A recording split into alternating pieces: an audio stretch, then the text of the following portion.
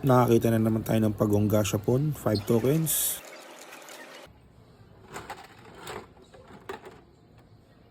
So by the way, Gashapon MOA to kasi last time sa Mitsukoshi, wala naman na silang ganito eh. Meron na sila yung Shark series.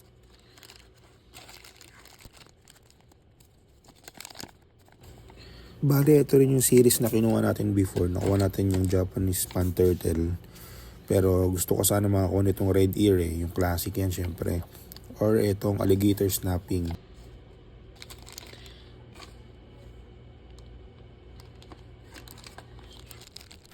Kaso, mukhang Japanese Pan Turtle na naman tong nakuha natin. Well, ganun talaga. Random yung Gashapon.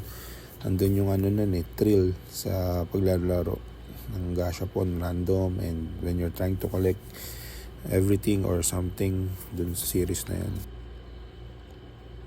Tsaka yung previous naman na ganito natin, nalagay natin siya doon sa Neon Tetra Tank as design. Kaya ito, siguro para makapag-collect tayo ulit or masama sa collection natin.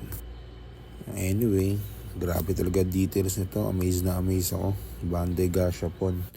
Sulit na rin. Babayu!